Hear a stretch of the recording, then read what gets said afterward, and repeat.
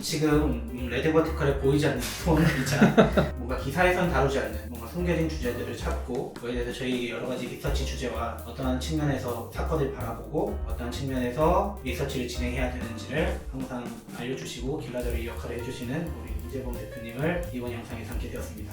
지금 현재 원유와 관련해서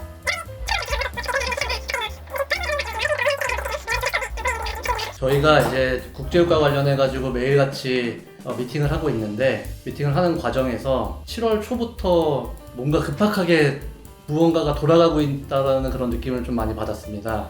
그 이유가 지금 중간선거를 앞둔 바이든 정부에서 인플레이션, 제일 지금 골칫거리죠. 그 인플레이션을 잡기 위해서 나름대로 기한이 잡혀져 있는 것 같은데, 그 기한이 너무 이제 임박하다 보니까 그 와중에 공교롭게도 바이든 행정부와 조금 반대되는 입장 내지는 협조가 되지 않는 그런 분들이 갑작스럽게 살해되거나 사망하는 그런 사건들이 벌어져서 또 이와 관련해서 어떤 연관성이 있을까 궁금한 점이 많이 생겨가지고 조사를 좀 해봤어요. 제가 생각하는 이제 큰 어떤 하나의 시나리오를 말씀을 드리자면은 바이든 행정부는 11월 8일에 미국의 이제 중간선거에서 압승을 해야 됩니다. 안 그러면 이제 정권을 빼앗길 수가 있거든요. 미국 대학에서 조사한 결과에 따르면 지지율이 36%까지 많이 떨어졌죠. 그러니까 그걸 회복을 하려면 그래서 제가 생각했을 때는 이제 너무 지지율이 떨어지다 보니까 지금 중간선거에서 참패할 가능성이 상당히 높아지고 있고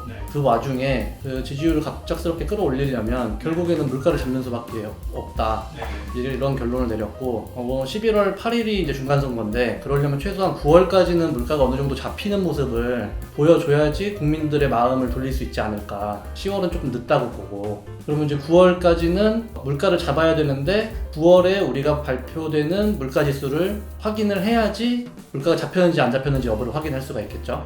근데 9월에 발표될 물가 지수는 8월 물가입니다. 그리고 이제 8월에 발표될 물가 지수는 이제 7월 물가겠죠. 그래서 저희가 생각했을 때는 7, 8월 물가가 급속도로 잡히는 그런 모습을 보여야지 현 정부가 물가에 대해서 잘 대응을 하고 있다. 그로 인해서 바이든의 어떤 지지율이 조금 더 상승 쪽으로 전환될 수 있지 않을까. 이미 이제 6월 말부터 시작해가지고 자이언트 스텝이라고 하죠. 0.75% 금리를 올리면서 일부 유가가 많이 잡혀있는 상태긴 해요. 그래도 지금 소비자 물가 지수 오늘 CPI 9.1%로 발표가 됐고 오늘 새벽에 발표했죠. 그 코어 CPI 5.9%라고 하는데 지금 그걸로는 부족하거든요. 미국이 원하는 건 2% 수준이니까. 더 낮추기 위해서 결국 에너지 가격이 하락하는 건 너무 이제 중요한 부분이고, 그러려면 지금 금리 인상만 가지고는 좀 부족해 보여요. 금리 인상으로 소비를 둔화시키면서 어느 정도 물가는 잡았지만 아직까지 이제 석유 관련해서 증산에 대한 이슈가 전혀 지금 보여지가 않고 있는 그런 상황이기 때문에 그런 측면에서 지금 미국은 어떻게 석유 생산량을 늘릴까에 대한 관점에서 이제 생각을 좀 해봤죠. 그러니까 지금 인플레이션을 잡으려면은 금리를 올리는 카드와 원유가 지금 인플레이션의 거의 가장 큰 원인이다 보니까 원유를 증산을 해서 원유 가격을 낮추든지 지금 문제 해결된다고 지금 보시는 거죠? 네, 맞습니다. 더 낮추기 위해서는 석유의 증산이 필요한데 지금 아시다시피 러시아 우크라이나 전쟁으로 인해서 러시아의 석유 부분이 생산 부분이 이제 빠져나갔기 때문에 그 부분을 이제 어딘가에선 채워야 되거든요. 그걸 미국이 열심히 지금 셰일오일을 생산해내면서 메꿔가고는 있지만 너무 역부족인 상황이에요. 그 부분을 또 다른 국가가 채워줄 수가 있는데 중동 국가들입니다. 오펙이라고 하죠. 오펙의 산유국들이 협조를 해서 증산을 좀 해줬어야 되는데 그동안 바이든 정부에서 계속해서 증산의 어떤 협조 내지는 이제 압력까지 가했는데도 불구하고 오펙에서는 증산이 일어나지 않았어요. 한 번 정도 일어나긴 했는데 기대에 상당히 못 미치는 수준입니다. 7월 초에 오펙의 사무총장인 모하메드 바르킨도라고 하는 사람이 사망을 합니다. 원인을 알 수 없는 이제 사망을 했어요. 조사를 했었는데 거의 팔로우 기사가 없죠. 사인을 찾으려고 딱히 no reason. 뭔가 지금 저는 직감적으로 회의에 참여는 안 했지만은 타이밍상 자연상 아닐 것 같다. 그렇죠. 수면 아래 어떠한 진실이 뭔지는 잘은 모르겠지만 이런 가능성이 있지 않을까? 도대체 그러면 이 모하메드 바르킨도라는 사람은 왜 죽었을까? 그런 측면에서 이제 생각을 해본 겁니다. 그 모하메드 바르킨도라는 사람이 저희가 조사를 해보니까 나이지리아 사람이에요. 이 나이지리아 사람이고 2016년도에 이제 사무총장으로 취임을 했는데 기존에 이제 오펙에서 중동 위주의 오펙 국가들 외에 러시아를 중심으로 10여 개 국가들을 포함시킨 오펙 플러스를 출범시킨 장본인입니다. 오펙에서 뭐 증산을 하려고 해도 러시아에서 반대를 하면 증산을 하지 못하고 이제 이런 상황들이 최근에 이제 많이 벌어졌었죠. 그러면서 실제로 중동의 입김도 많이 약해진 것도 사실입니다. 오펙에서 증산을 일부 했지만 실제로는 양이 그렇게 많이 늘어나고 있질 않아요. 근데 그렇게 늘어나지 않고 있는 이유가 나이지리아를 중심으로 한 아프리카 국가들이 할당량을 채우지 못하고 있다. 이제 이 내용을 저희가 이제 확인을 하게 된 겁니다. 그럼 잠깐 나이지리아에서 쿼터를 못 채우고 있는. 네. 근데 마침 또 나이지리아 출신의 그쵸. 분이. 그래서 이분이 반미적인 성향을 가진 사람이다 뭐 그런 것까지는 저희가 모르겠지만 근데 어찌됐건 간에 지금 현재 미국은 미국한테 협력할 수 있는 다른 많은 국가들을 계속해서 만들어내고 있는 그런 과정에서 미국에게 협조가 되지 않고 있는 걸로 느껴지는 그런 행보를 계속 보여왔다는 거죠. 그런 측면에서 봤을 때 지금 마침 또 7월 13일부터 16일까지 바이든이 중동으로 그 순회를 떠납니다. 그래서 중동에 가서 13, 14일에 이제 이스라엘이랑 팔레스타인 쪽에서 관련된 이제 회담을 좀 하고 15일이랑 16일에는 사우디의 빈살만 부자를 만나가지고 석유 증산에 대한 얘기를 나눌 예정이고 그리고 나서 이제 뭐 걸프 회담 참석해가지고 결국에는 석유 증산에 대한 부분을 좀 이끌어내려고 애를 쓰는 과정인데. 애를 쓰고 있는 과정으로 이제 보여져요. 과정인데 죽었군요. 그렇죠. 네. 하필이면 이제 그 과정에서 오펙 사무총장이 죽었어요. 네. 이게 뭘 의미하느냐? 이미 내정되어져 있던 사람이긴 한데 8월 1일자로 원래는 사무총장이 교체될 예정이었었습니다. 근데 그 분은 이제 어떤 분이냐 하면은 쿠웨이트 출신의 아이햄 알 가이스라는 사람이에요. 네, 여러분들도 잘 아시겠지만 1990년대에 벌어졌던 이라크와 쿠웨이트 전쟁, 걸프전 때 미국이 쿠웨이트를 많이 도와주는 그런 역할을 했었기 때문에 쿠웨이트 입장에서는 당연히 이제 미국에게 조금 더 도움이 될 수 있는 그런 역할을 할 수 있지 않을까 하려고 하지 않을까. 쿠웨이트 출신. 그렇죠. 미국 같지는. 그래서 공교롭게도 석유 증산을 막는 것 같았던 나이지리아 사무총장에서 네. 석유 증산을 도울 수 있을 것 같은 쿠웨이트 총장으로 이제 바뀌었다는 거.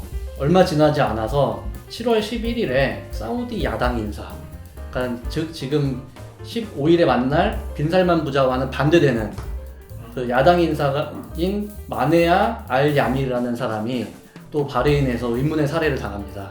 또 이제 7월 12일에는 또 중동 쪽에서 자꾸만 사건 사고를 크게 일으키고 있는 IS라고 있는 테러 조직 있지 않습니까? 거기에 리더 중에 한 명인 마헤르 알 아가리라는 사람이 또 미국에 의해서 피살을 당해요.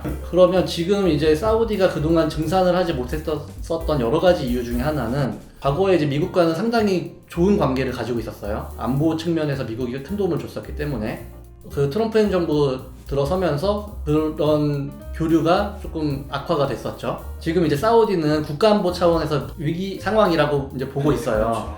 뭐 아시다시피 이제 중동 국가는 수니파와 시아파로 나눠져 있는데 시아파의 대장인 이란과 수니파의 대장은 이제 사우디지 않습니까?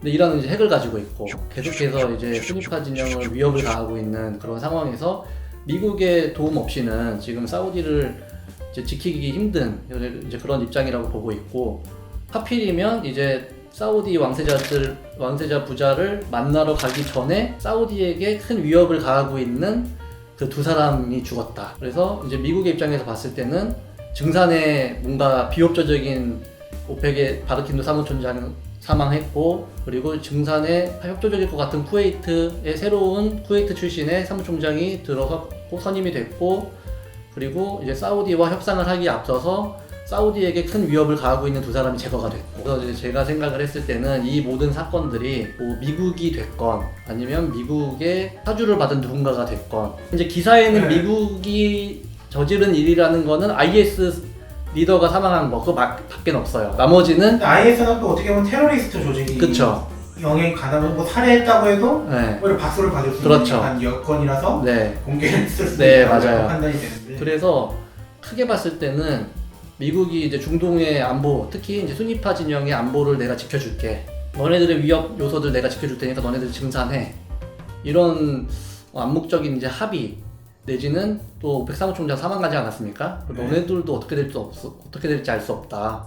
약간의 그 위협 유가를 끌어내리기 위한 협상의 우위를 선점하기 위해서 사전 작업을 한 게 아닐까. 그렇죠. 이게 다 세 명 다 우연적으로 자연산을 그렇죠.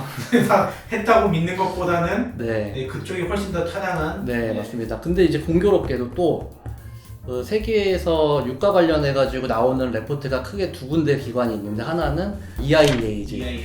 EIA의 미국의 기관은 지금 계속해서 원유 공급의 어떤 부족 얘기를 하고 있었어요. 그래서 원유 공급을 더 늘려야 된다. 이런 주장을 펼치는 레포트들이 있었던 반면에 지난달까지 오펙 같은 경우에 공급이 충분하다. 그래서 뭐 크게 증산을 하지 않아도 된다.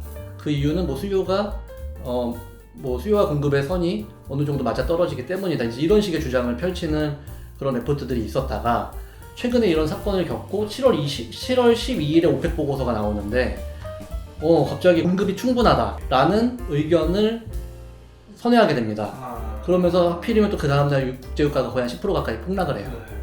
그래서 이런 것들을 일련의 과정들을 보면서 이거 맞는 것 같은데 이제 이런 생각이 좀 들고 그러면 이제 앞으로 우리한테는 이제 주말이라서 조금 더 이제 상황을 지켜봐야겠지만 15, 16일 날 바이든이 이제 빈살만 부자를 만나러 가지 않습니까?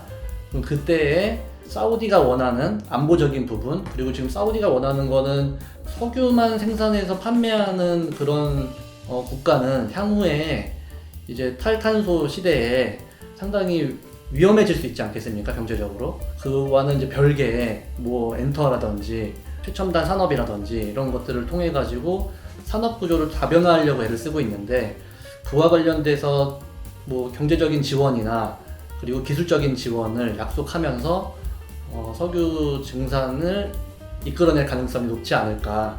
그렇게 해야만 7, 8월 달에 국제유가가 크게 하락을 할 수가 있고 그렇게 해야지 8, 9월에 CPI 내지는 또 미국에서 더 중요하게 보고 있는 PCE 지표가 큰 폭으로 하락할 수 있고 누가 봐도 인플레이션 확실히 꺾였구나 잡혔구나 라고 느낄 만한 그런 이슈가 만들어질 수 있고 그 정도 돼야지 바이든의 지지율도 상승할 수 있지 않을까. 여기에 하나를 더해서 왜 이 7월달이 중요하냐. 지금 미국은 석유 생산을 증가시키는 쪽에서의 정책이 하나가 있고 그리고 앞서 말씀드렸다시피 이제 수요를 감소시키는 방법이 있지 않습니까? 근데 8월에는 FOMC가 없어요. 7월 27, 28일에 FOMC가 있기 때문에 그 안에 모든 걸 끝내야 됩니다. 방법이 하나 막혔네요. 그렇죠. 네. 8월에 FOMC가 없는 상태에선 더 이상 금리 인상을 가지고선 다른 국가들에게 뭐 위협을 가할 수가 없죠. 그래서 극단적인 이런 말도 안 되는 상황들이 갑작스럽게 막 벌어진 게 아닐까 그런 생각을 좀 해보고 그로 인해서 인플레이션을 잡아내는 그런 모습이 보여지지 않을까 조심스럽게 좀 예측은 해보는데 아시다시피 돌발 변수들은 늘 있지 않습니까? 갑자기 지금 이제 미국이 전 세계에 특히 이제 유럽을 중심으로 아시아 쪽이랑 러시아 원유에 대한 가격 상한제를 지금 하자고 계속 얘기를 하고 있고 러시아 가격 상한제를 막기 위해서 푸틴은 그렇게 될 경우에 우리는 석유 생산을 안 한다.